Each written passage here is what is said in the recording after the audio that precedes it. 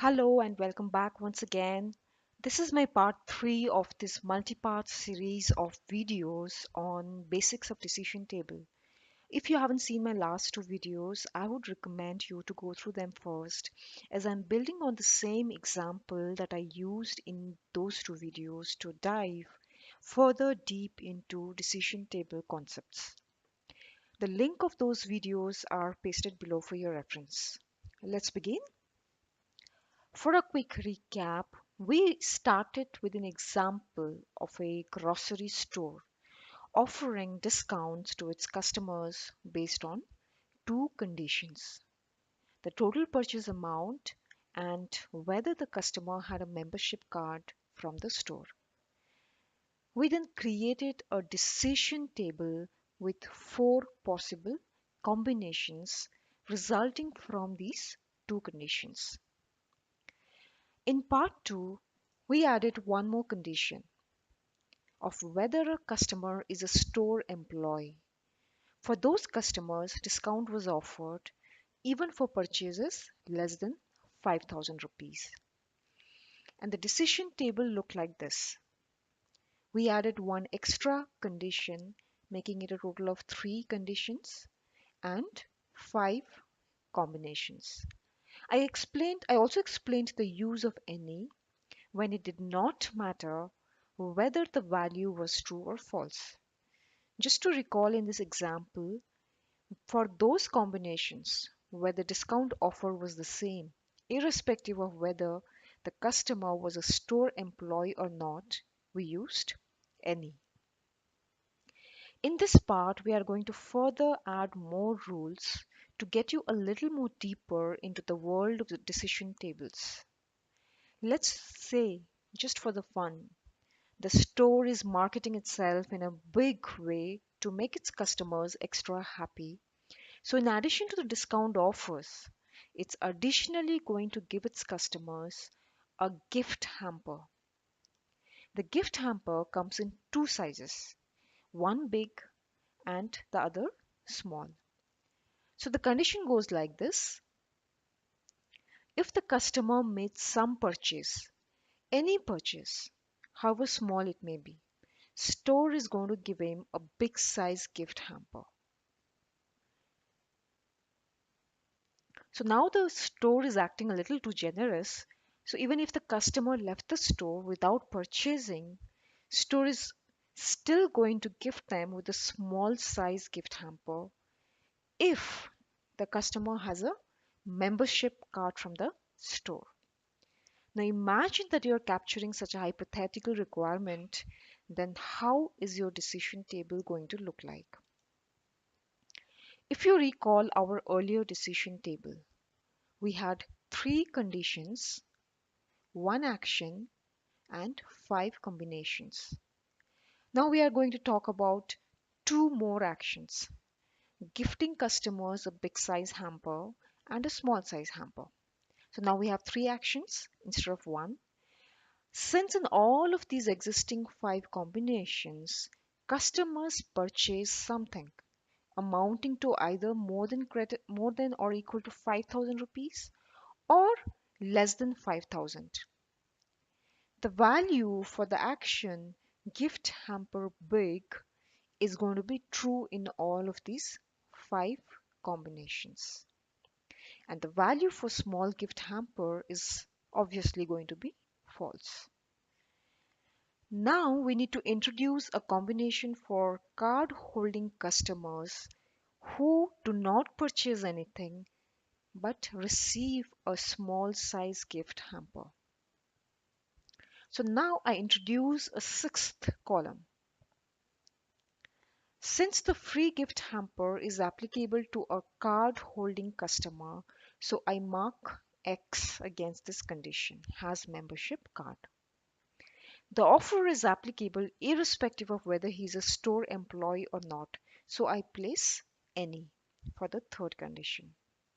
We'll come to a second condition in a while, so just hold on to that. Let's come to the actions. We have true for the action small gift hamper and false for big gift hamper because the scenario in the sixth column represents card holding customers who do not make any purchases. What about the value for discount? I would put not applicable because customers did not make any purchase. So the question of giving a discount does not arise. So I hope you understood why not applicable makes more sense here. So now let's look at the second condition.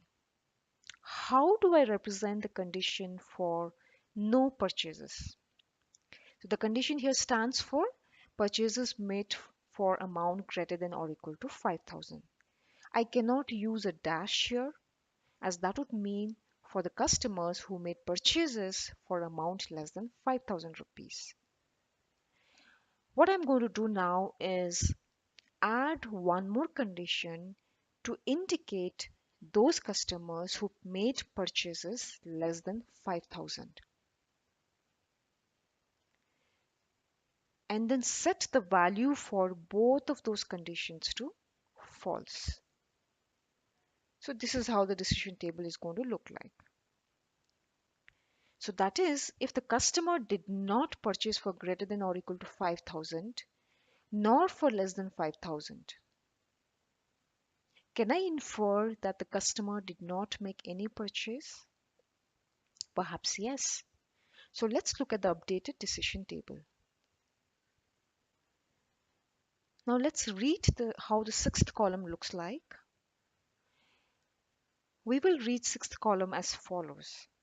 If the customer holds a membership card, does not purchase for greater than or equal to 5,000, does not purchase for less than 5,000, irrespective of whether he is a store employee or not, he gets a gift hamper of small size. Looks good? But hey, someone might say there's a problem. If a customer did not make any purchase, let's say, then the purchase amount is zero. So this means that the third condition, the total purchase less than 5,000 will evaluate to true. So this means that the new condition that we've added fails to differentiate between the customers who made purchase for less than 5,000 and those customers who do not make any purchase. So then I would modify the second condition, this third condition, to explicitly mention that the purchase amount is less than 5,000 but greater than zero. So this is how the updated decision table would look like. Now let's read the sixth column. If the customer holds a membership card, does not purchase for greater than or equal to 5,000, does not purchase between 0 and 5,000, which is amounting to saying that the customer made no purchase, irrespective of whether he's a store employee or not, he gets a gift hamper of small size. Someone might make it even more explicit by adding one more condition which says purchase amount is equal to 0 and set this condition to true for the sixth column as in this decision table.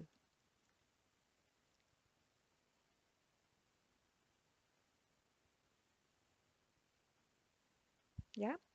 So now if the customer holds a membership card, did not purchase for greater than equal to 5,000, did not also purchase between 0 and 5,000, but the purchase amount is 0, which means no purchase, and irrespective of whether he's a store employee or not, he gets a gift hamper of small size. So now the question is this really needed? Perhaps not. I mean, for a condition as simple as this. So I would remove this condition and keep it to the same decision table that we discussed earlier, which looks like this. Now, what happens to the customers who also do not purchase anything but are not card holders? They don't get any gift hamper. But I have to be explicit by adding a combination to represent such customers. So I add a seventh column to cover this case.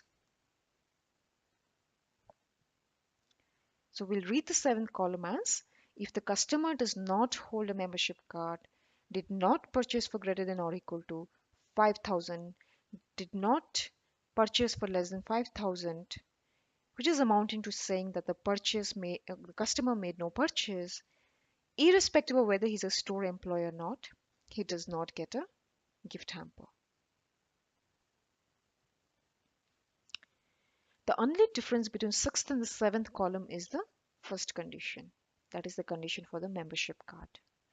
Now imagine if you had to put all of this in text, how would our description look like? Now this is just one way of representing the scenario we discussed. You could further optimize this table. For example, in the actions, instead of having two rows for gift hampers, one for each size, you could just have one row, and in the values you could mention as big or small, like this. And I mentioned none for the last column to say that these customers will not get any gift hamper. You can adapt or optimize these conditions to reflect whatever best suits your team. I hope you found the video interesting. Please hit the like button if you did. Also subscribe to my channel to know more about a lot of interesting videos related to modeling requirements. Until then, bye bye.